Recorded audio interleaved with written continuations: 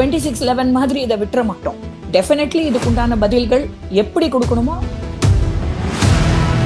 எந்த மாற்று கருத்தும் கிடையாது. அவர் எனக்கும் முதலமைச்சர் தான், உங்களுக்கும் முதலமைச்சர் தான்.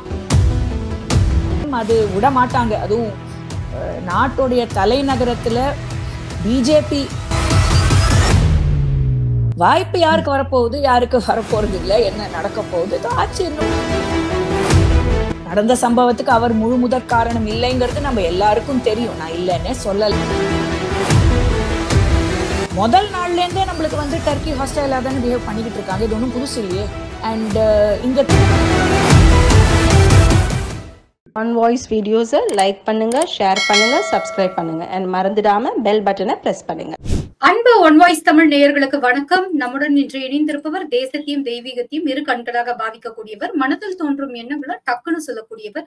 இன்னும் சொல்ல போனா ஆங்கில ஊடகங்கள்ல தமிழ் விவாதிப்பாளர்கள் ரொம்ப கம்மி அப்படிங்கிற எண்ணிக்கையில் இவர் உடைய பங்குங்கிறது ரொம்ப அளப்பரியது. தமிழகத்தில் என்ன நடக்கிறது அப்படிங்கறத ஆங்கில ஊடகங்கள்ல பேட்டி அளிக்கிறதுல ரொம்ப வெல்வர்ஸ்ட்னு சொல்லலாம். அவங்க நம்முடன் இணைந்திருக்கும் திருமதி மதுவந்தி அவர்கள், மாநில செயலாளர் அறிவுசார் பிரிவு தமிழக பாஜகவிலிருந்து நம்முடன் இணைந்திருக்கிறார். மேம் வணக்கம் மேம். உங்களை வரவேற்பதில் பெருமிதம் அடைகிறோம். வணக்கம். நன்றி நன்றி சுபா. மேம், டெல்லியில் நடந்த குண்டுவெடிப்பு பின்னாடி துருக்கி இருக்கு அப்படிங்கிற ஒரு விஷயம் வெளியில வந்திருக்கு. டீப் ஸ்டேட் இருக்காங்களோ அப்படின்னு சந்தேகப்பட்ட நிலையில் துருக்கி இருக்கு. ஏன்னா இந்த கைதானவங்க, இதுல சம்பந்தப்பட்டிருக்கவங்க எல்லாருமே துருக்கிக்கு பயணம் செய்ததற்கான சான்று கிடைச்சிருக்கு, சாட்சியம் கிடைச்சிருக்கு. இதை நீங்க எப்படி மேம் பாக்குறீங்க? எனக்கு இதுல ஆச்சரியமே இல்லை. ஏன்னா எல்லா பக்கமும் கரெக்டா அன்னைக்கு பாமா இருக்கட்டும், ஆர்டிஎக்ஸா இருக்கட்டும், எல்லா இடத்துலயும் கான்பிஸ்கேட் பண்ணிட்டு இருந்த நாள் அது. லிட்ரலி காலையில இருந்து சாயந்தரம் வரைக்கும் நீங்க பாத்தீங்கன்னா அது ஜம்மு காஷ்மீரா இருக்கட்டும், ஃபரீதாபாதா இருக்கட்டும், எல்லா இடத்துலயும் எந்த அளவுக்கு கான்பிஸ்கேட் பண்ணாங்கிறதும் நம்மளுக்கு தெரியும். அதாவது வியப்பு கொடுக்கக்கூடிய அளவுக்கு விஷயங்கள் கான்பிஸ்கேட் பண்ணாங்க.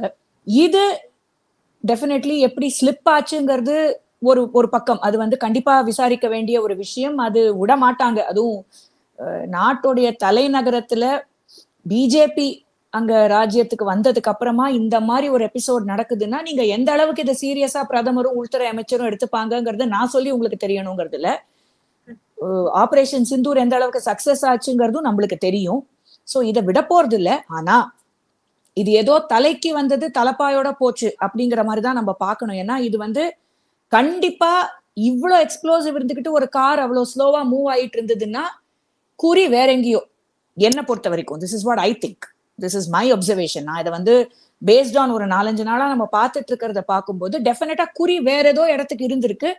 பட் ஏதோ ஒண்ணு அவசரமா என்ன தெரியல வெடிச்சிருச்சு. That doesn't explain or that doesn't give any excuse for the loss of lives. I mean, ஒரு லைஃப் போனாலும் it's an act of terror தான். இதுல இது சிஎன்ஜி கார் பாம், இங்க சொன்னாங்களே கோயம்புத்தூர்ல கேஸ்ல வெடிச்சாங்கன்னு. அதுக்கப்புறம் என்கொயரி டிமாண்ட் பண்ணதுக்கு அப்புறம், நம்ம பாஜக என்கொயரி டிமாண்ட் பண்ணதுக்கு அப்புறம் தான் அது இட்ஸ் an act of terrorனே நம்மளுக்கு தெரிய வந்துச்சு இல்லையா? கோயம்புத்தூர்ல இப்ப நடந்த விஷயம் ரொம்ப ரீசெண்ட் தான். ஒன்னும் ரொம்ப வருஷத்துக்கு முன்னாடி எல்லாம் நடக்கல கோயம்புத்தூர்ல நடந்த எபிசோடு. அதே மாதிரி இதை சிஎன்ஜி பாம் அப்படின்னு நம்ம we cannot அதை brush aside பண்ண முடியாது. It's definitely an act of terror. And if Turkey is behind it, I am not surprised. முதல் நாள்ல இருந்தே நம்மளுக்கு டர்க்கி ஹாஸ்டைலா தானே பிஹேவ் பண்ணிக்கிட்டு இருக்காங்க. இது ஒன்றும் புதுசு இல்லையே. அண்ட் இங்கத்திய மக்கள் அங்க போறது, அங்க நடக்கிற சம்பவங்கள் எல்லாம் you connect the dots. So இன்னும் வெளியில நிறைய விஷயங்கள் வெளியே தான் வரப்போகுது. அண்ட் டெஃபினெட்லி இந்த மாதிரி ஒரு செயல் இன்னும் ஒரு முறை நடந்தா we consider it an act of war. நம்ம பிரதமர் ரொம்ப தெளிவா சொல்லியிருக்காரு அவரோட ஸ்பீச்ல ஆஃப்டர் ஆபரேஷன் சிந்தூர். உங்களுக்கு ஞாபகம் இருக்கும்னு நினைக்கிறேன். ஸோ இப்போ எப்படி இதை ஹேண்டில் பண்ண போறாங்க, என்ன பண்ண போறாங்கிறத நம்ம பொறுத்து பார்க்கணும். கண்டிப்பா இதுக்குண்டான தக்க பதில் கொடுக்கப்படும். அப்படிலாம் விட்டுற மாட்டோம். 2611 மாதிரி இதை விட்டுற மாட்டோம். டெஃபினெட்லி இதுக்குண்டான பதில்கள் எப்படி கொடுக்கணுமோ அதை கொடுத்துருவாங்க. பட் இதுக்கு பின்னாடி இஸ்லாமிக் ராடிக்கலிசம் இருக்குங்கிறதுல எந்த சந்தேகமும் கிடையாது. நம்ம இதை we can't hide the elephant in the room. This is an act of Islamic radicalists. இத எப்படி ஹேண்டில் பண்ண போறாங்க அப்படிங்கறத நம்ம பொறுத்து இருந்துதான் பார்க்கணும். தாவேகா இன்று ஒரு அறிக்கையை கொடுத்திருக்காங்க. அதாவது பவள விழா காணும் பாப்பா அப்படின்னு சொல்லி ஒரு 4 லைன் எழுதியிருக்காரு. நம்மள வந்து நம்மளுடைய எழுச்சி காணாத இங்க பதறும் கட்சிகள் குழறி பேசுது அப்படிலாம் சொல்லியிருக்காரு. சொல்லுங்க, என்ன எழுச்சி, யாரு குழறாங்க, இதை நீங்க எப்படி பாத்தீங்க? தெரியலீங்க, எனக்கு பாவமா இருக்கு. அவரு என்ன பேசுறாரு, ஏன் பேசுறாரு, எதுக்கு பேசுறாருன்னே தெரியல. டு பி வெரி ஆனஸ்ட், இதெல்லாம் பேசுறவரு கரூருக்கு போய் அந்த மக்களை பார்த்திருந்தா நான் சந்தோஷப்பட்டிருப்பேன். நடந்த சம்பவத்துக்கு அவர் முழு முதற் காரணம் இல்லைங்கிறது நம்ம எல்லாருக்கும் தெரியும், நான் இல்லைன்னே சொல்லல. ஆனா நடந்து முடிஞ்சிருச்சு. இன்னி வரைக்கும் கரூர் பக்கம் போக முடியல அவரால, பாவம். ஏன் போக முடியலங்கிறது இன்னும் தெரியல.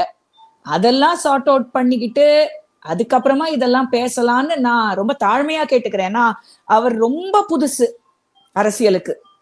சினிமால அவர் மிகப்பெரிய ஸ்டார், நான் இல்லைன்னு சொல்லல. அரசியலுக்கு அவரு ரொம்ப ரொம்ப ரொம்ப ரொம்ப புதுசு. எதை பேசணும் எதை பேசக்கூடாதுங்கிறது அவருக்கு தெரியுமா, இல்ல சுத்தி இருக்கிறவங்க சரியா சொல்லி கொடுக்குறாங்களா, நல்ல கைடன்ஸ் இருக்கா, ஒண்ணுமே புரியல. ஏதேதோ பேசுறாரு, பாவம். பாப்போம். எனக்கு ரொம்ப இட்ஸ் டூ இம்மெச்சூர். ஸோ இதை ரொம்ப சீரியஸா எடுத்து இதை பத்தி ஒரு கமெண்ட் கொடுக்கணும்லாம் எனக்கு தோண மாட்டேங்குது, to be very honest. Okay ma'am. Ma'am, ஒரு பக்கம் வைகோ அவர்கள் நம்முடைய முதலமைச்சர், எல்லோருக்குமான முதலமைச்சர், ஜாதி மதம் பார்க்காம அனைவருக்குமான முதலமைச்சராக செயல்படுறாரு. அவரை நேத்தி பிறந்த கட்சி எல்லாம் கிண்டல் பண்றீங்க அப்படின்னு டைரக்டாவே தாவேகாவை என்ன அங்கிள் டிங்கிள் அப்படி எல்லாம் பேசியிருக்காரு. நீங்க சொல்லுங்க, முதலமைச்சர் எல்லோருக்குமான முதலமைச்சராக தானே செயல்படுகிறார்? முதலமைச்சர் செயல்படுகிறாரா, இதுதான் ஏன் கேள்வி. நீங்க முதலமைச்சர் எல்லோருக்குமான முதலமைச்சர் தான், அதுல எந்த மாற்று கருத்தும் கிடையாது. அவர் எனக்கும் முதலமைச்சர் தான், உங்களுக்கும் முதலமைச்சர் தான், பிரதமரும் அப்படிதான், எல்லோருக்குமான பிரதமர் தான். எதிர்கட்சிகளுக்கு அவர் பிரதமர் இல்லைன்னு ஆயிடுமா? அதுல எந்த மாற்று கருத்தும் கிடையாது. அண்ட் எனக்கு அந்த பர்சனல் அட்டாக்ஸ் இன் ஜெனரல் எனக்கு பிடிக்காதுமா. You know that about me. நான் இந்த கொள்கை ரீதியா பேசுங்க, எதுவா இருந்தாலும் கொள்கை ரீதியா கேள்வி கேளுங்க. இந்த நேம் நாமென்கிளேச்சர் யூஸ் பண்றது, பர்சனலா அட்டாக் பண்றது, எனக்கு அதெல்லாம் பிடிக்காது. அது that's a cinema dialogue. Cinema டைலாக அரசியல்ல கொண்டு வரக்கூடாதுங்கிறது என்னுடைய கருத்து. அது தாவேகா பண்ணாலும் சரி, திமுக பண்ணாலும் சரி, யார் பண்ணாலும் சரி, நான் ஐ டோன்ட் லைக் தட்.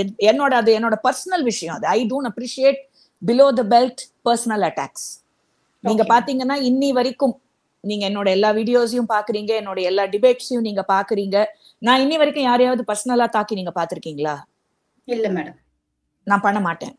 ஏன்னா எனக்கு பர்சனலா யாரோடையும் எந்த விரோதமும் கிடையாது. நான் எதுக்கு பர்சனலா விரோதம் வச்சுக்கணும்? கொள்கை ரீதியா நான் சில கேள்விகள் கேட்கிறேன். ஒரு நாட்டின் பிரஜையா ஒரு கேள்வி கேட்பேன், இந்த மாநிலத்தின் பிரஜையா ஒரு கேள்வி கேட்பேன். That's all. அதுக்கு பதில் சொல்ல முடிஞ்சா சொல்லுங்க, சொல்ல முடியல சொல்லாதீங்க. ஆனா என்ன தாக்குறவங்க எல்லாரும் பர்சனலா தான் தாக்குவாங்க. உங்களுக்கே தெரியும் என்னெல்லாம் பேர் எனக்கு வச்சிருக்காங்க, சங்கி மாமின்னு வாங்க சொல்லிட்டு போட்டேன். எனக்கு பெருமை தான், சங்கின்னு சொன்னாலும் பெருமை தான், மாமின்னு சொன்னாலும் பெருமை தான். நான் வெக்கப்படணும்? அதனால எனக்கு அது பிரச்சனை கிடையாது. ஆனா இந்த பர்சனலா தாக்குறது தப்பு தான், அது எனக்கு பிடிக்காது. அது யார் பண்ணாலும் எனக்கு பிடிக்காது.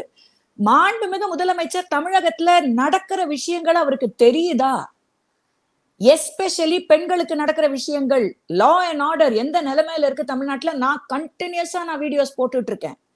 மாண்புமிகு முதலமைச்சர் அதெல்லாம் பாக்குறாரா? அவருக்கு தெரியுதா? என்ன நடந்துகிட்டு இருக்குன்னு அவருக்கு தெரியுதா? அப்படிங்கிறது தான் என்னுடைய கேள்வி. அவர் எல்லாருக்கும் உண்டான முதலமைச்சர் தான். அதனாலதான் நான் கேட்கிறேன் இந்த கேள்வி. எனக்கு அவர் தானே முதலமைச்சர், என் பாதுகாப்பும் நான் அவரை தானே கேள்வி கேட்க முடியும்.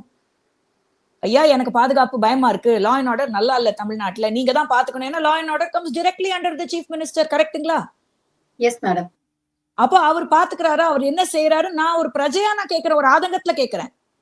அதை தான் நான் கேட்பேன். And I don't appreciate personal attacks, not on anyone. Ma'am, தொடர்ந்து நாம் பார்த்து கொண்டிருக்கும் இந்த நேரத்துல 2 கட்ட வாக்குப்பதிவும் பீகார்ல முடிந்து விட்டது. எல்லா எக்ஸிட் போலுமே என்டிஏ கூட்டணிக்கு ஆதரவாக வரும் நேரத்துல ஒரே ஒரு 2024 தேர்தல் ரிசல்ட் வரும்போது கண்டிப்பா பிஜேபி மெஜாரிட்டி வரமாட்டாங்கன்னு சொன்ன அந்த எக்ஸிட் போல் மாதிரி அதை கொடுத்த அதே நிறுவனம் இப்போ தேஜஸ்வி அவங்களுடைய அந்த ஆர்ஜேடிக்கு ஒரு பிரகாசமான வாய்ப்பு இருக்கு அப்படிங்கறத சொல்றாங்க. இதை நீங்க எப்படி பாக்குறீங்க? நீங்க வாய்ப்பு இருக்கு இல்லைங்கிறதெல்லாம் அடுத்தது. இதோ இன்னும் 2 நாள். What are we waiting for? ஆச்சு 14ஆம் தேதி தெரிஞ்சிடும். பொறுத்திருந்து பார்ப்போமே. வாய்ப்பு யாருக்கு வரப்போகுது, யாருக்கு வரப்போறது இல்லை, என்ன நடக்க போகுது ஆச்சு. இன்னும் 48 hours தெரிஞ்சிடும், பாத்துக்கலாம். அப்ப எந்த எக்ஸிட் போல் கரெக்ட், எந்த எக்ஸிட் போல் தப்புன்னு தெரிய வந்துடும் இல்லீங்களா? கண்டிப்பா கண்டிப்பா. என்ன 2024ல ஜெயிச்சு ஆண்டுட்டு இருக்கிறது பிஜேபி தானமா? ஆமா மேடம். பட் ஸ்டில் அவங்களுக்கான ஒரு எட்ஜ் அதிகம்னு நீங்க எப்படி சொல்றீங்க பீகார்ல? யாருக்கு உண்டான? நான் சொல்லவே இல்லைங்களே, நான் அதெல்லாம் சொல்லவே மாட்டேன். I do not go by just exit poll. ஓகேங்களா? கிரவுண்ட் ரியாலிட்டின்னு ஒண்ணு இருக்கு, campaign is involve, policies are, எவ்வளவோ விஷயங்கள் இருக்கு ஒரு எலெக்ஷன்ல. நம்ம வந்து நம்மளே பார்த்திருக்கோம் தமிழ்நாட்டுல, எதிர்பார்க்காததும் நடந்திருக்கு, எதிர்பார்த்ததும் நடந்திருக்கு. கரெக்ட்டுங்களா? Yes madam. So this is the mandate of the people. End of the day, it is the mandate of the people. 48 hours we will know. அதுக்குள்ள டிஸ்கஸ் பண்ணி அதை பத்தி ஒரு ஆராய்ச்சி பண்ணி அதை பத்தி டென்ஷன் ஆகி அதை பத்தி வீடியோ போட்டு அதை பத்தி ஒரு இது விவாதம் நடத்தி waste of time. 48 hours we wait, we'll know the truth. பாத்துக்கலாம். சமீபத்தில் ஜம்மு அண்ட் காஷ்மீர்ல ஒரு தீர்ப்பு வெளியாயிருந்தது. அறநிலையத்துறை அந்த ஊர் சார்பா அந்த கோவில்ல இருந்து எடுக்கப்படுற பணம் வந்து கோவில் சார்ந்த வேலைகளுக்கு, புனரமைப்புகளுக்கு, இல்லைன்னா அன்னதானத்துக்கு, அதுக்கெல்லாம் மட்டும்தான் அது செலவு பண்ணப்படணும். வேற அதை வைத்து கல்வி நிலையங்கள் கட்டுவதோ இல்லைன்னா அந்த ஆபீசஸ்க்கு வெஹிக்கிள்ஸ்க்கு யூஸ் பண்றதோ அந்த மாதிரியான இதர செலவுகளை செய்யக்கூடாதுன்னு சொல்லி ஒரு தீர்ப்பு வந்தது. இதை நீங்க எப்படி பாக்குறீங்க? இது எல்லா இடத்தையும் அமல்படுத்தினா நல்லா இருக்கும்னு நினைக்கிறீங்களா? தமிழ்நாட்டுல முதல்ல அவசியம் என்னன்னு நினைக்கிறீங்க மேம்? ஏன்னா கோயில் நிலம், கோயில் சொத்து, கோயில் பணம் சூறையாடப்படுது. பாத்துக்கிட்டு தானே இருக்கோம். TR ரமேஷ் அவர்கள் போராட்டத்தை நம்ம டெய்லி பாக்குறோமே. 1 or 2? நீங்களே சொல்லுங்க. கோயில் பணம், கோயில் சொத்து கோயிலுக்கு உபயோகப்படும் வகையில் மட்டும்தான் பயன்பட வேண்டும் என்பது உண்மை. இதை நான் வரவேற்கிறேன். இதுதான் நடக்கணும். இத்தனை நாள் ரூல்ஸ்ல வேற வேற மாதிரி இருந்திருக்கலாம், நான் இல்லைன்னு சொல்லல. ஆனா இப்பவாவது அது மாறணும்னு தான் நான் விரும்புறேன். கண்டிப்பா நான் அதை தான் நானும் விரும்புவேன். இல்லைன்னா அது வந்து இதான் சாக்குன்ட்டு இது நாங்க இதுக்குதான் யூஸ் பண்றோங்கிற போர்வையில அந்த பணம் எங்க போகுதுன்னு யாருக்குமே தெரியலையேமா. அதுதான் நடந்துட்டு இருக்கு இங்க தமிழ்நாட்டுல. Every day we are seeing cases after cases after cases. பார்த்துட்டு தானே இருக்கோம் சுபா நம்ம. Yes ma'am. அப்போ அதுக்கெல்லாம் ஒரு விடிவு காலம் வரணும்னா தமிழ்நாட்டிலையும் கண்டிப்பா strict laws have to be imposed and I'm hoping and praying that happens soon. அது பெருமாளுக்கு தான் நான் அதை கோரிக்கையா வைக்கணும். யாருக்கு நம்ம வேற யாருக்கு நம்ம கோரிக்கையா வைக்க முடியும்? பெருமாளே நீ உன் சொத்தை நீ பாத்துக்கோன்னு தான் நம்ம சொல்ல முடியும் இப்போதைக்கு. வேற என்ன சொல்ல முடியும் சொல்லுங்க? இனி வரும் காலங்கள்ல தொடர்ந்து இது பற்றி பேசலாம் மேம். நன்றி வணக்கம். Thank you ma'am. நன்றி வணக்கம்மா. ஆன் வாய்ஸ் வீடியோஸை லைக் பண்ணுங்க, ஷேர் பண்ணுங்க, சப்ஸ்கிரைப் பண்ணுங்க அண்ட் மறந்துடாம பெல் பட்டனை பிரஸ் பண்ணுங்க.